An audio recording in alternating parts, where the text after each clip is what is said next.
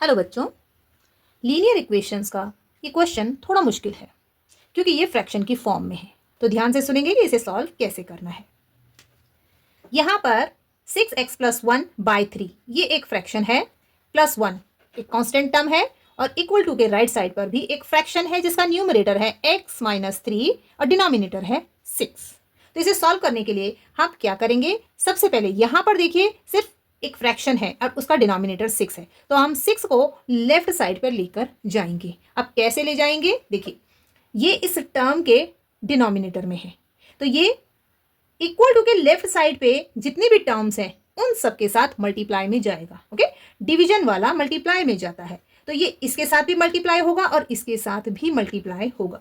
तो हम लिखेंगे 6 मल्टीप्लाई बाय, और ये न्यूमरेटर 6x+1/3 इस पूरे के साथ ये मल्टीप्लाई में गया, प्लस और 1 के साथ भी मल्टीप्लाई में जाएगा, 6 मल्टीप्लाई बाय 1। ये आपने ध्यान देना है कि ये जितने भी टर्म्स हों, अगर एक और टर्म होती तो उसके साथ भी 6 मल्टीप्लाई होता है। यहाँ पर बच्चे मिस्टेक करते हैं, वो सिर्फ इसके साथ मल्टीप्लाई में ले जाते हैं और इसे छोड़ देते हैं और यहाँ से मिस्टेक शुरू हो जाती है, फिर आपका आंसर गलत आता है। अब यहाँ पर बचा x-3, तो यहाँ पर देखेंगे आप, ये न्यूमरेटर है, ये डिनोमिनेटर है और ये मल्टीप्लाई में 6 है, तो 6 भी न्यूमरेटर के साथ में है, तो ये न्यूमरेटर है, ये डिनोमिनेटर है, इनको हम कैंसिल करेंगे। 3 1 जार 3, 3 2 जार 6। अब डिनोमिनेटर में 1 है तो मीन्स हम इसे नहीं लिखेंगे, तो हम क्या लिखेंगे, 2 और ब्रैकेट के अंदर लिखेंगे 6x+1, ब्रैकेट को क्लोज करेंगे, प्लस 6 1 जार 6 इज इक्वल टू x-3।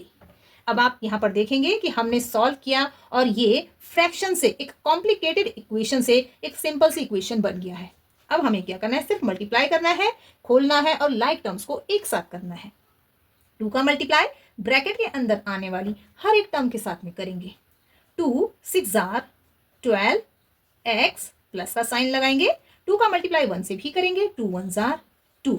अब ब्रैकेट को हमने ओपन कर दिया क्योंकि हमने 2 का सभी के साथ मल्टीप्लाई कर लिया, प्लस 6। ध्यान रहे कि 6 एक अलग टर्म है, एक कांस्टेंट टर्म है, 2 का मल्टीप्लाई इसके साथ नहीं होगा।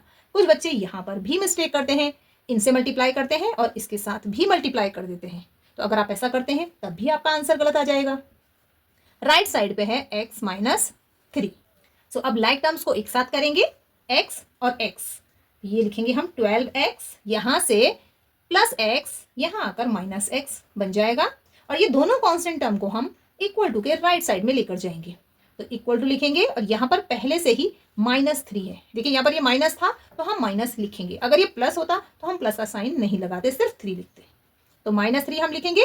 अब यहाँ से +2 यहाँ जाकर -2 बनेगा और +6 भी -6 हो जाएगा। क्यों, क्योंकि हमने इन दोनों को इक्वल टू के राइट साइड पे लेकर गए, मीन्स इन दोनों ने इक्वल टू को जंप किया है, तो जंपिंग चाहे लेफ्ट टू राइट हो या राइट टू लेफ्ट हो, साइन बदलेगा।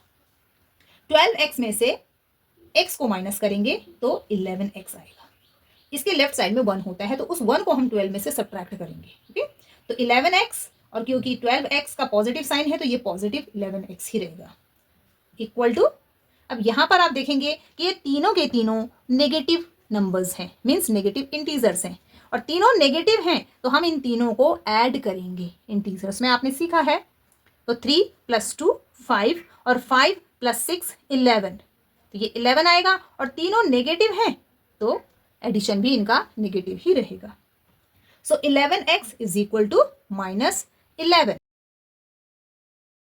x इज इक्वल टू -11 ये वाला, और ये वाला 11 क्योंकि x के साथ यहाँ पर मल्टीप्लाई में है तो ये इक्वल टू के राइट साइड में जाने पर डिवीजन में जाएगा इस तरह से। ओके, अब यहाँ पर 11 से 11 कैंसिल हो जाएगा, 11 1 जार 11, 11 1 जार 11, 1/1 मीन्स 1, तो यहाँ से x की वैल्यू आ गई आपके पास। देखिए ये नेगेटिव साइन छूटना नहीं चाहिए, कई बार ये होता है कि आपका आंसर 1 तो आता है लेकिन आप नेगेटिव साइन को भूल जाते हैं और आप लिख देंगे x इज इक्वल टू 1 और आपका आंसर गलत हो जाएगा, तो आपने ध्यान देना है कि ये नेगेटिव साइन ना छूटे। सो x की वैल्यू यहाँ पर आई -1, मीन्स इस इक्वेशन का सोल्यूशन है x इज इक्वल टू -1। तो बच्चों, अगर आपको ये मुश्किल सा क्वेश्चन इजीली समझ में आया हो तो कमेंट ज़रूर करें और इस वीडियो को लाइक और शेयर करना ना भूलें। Thank you.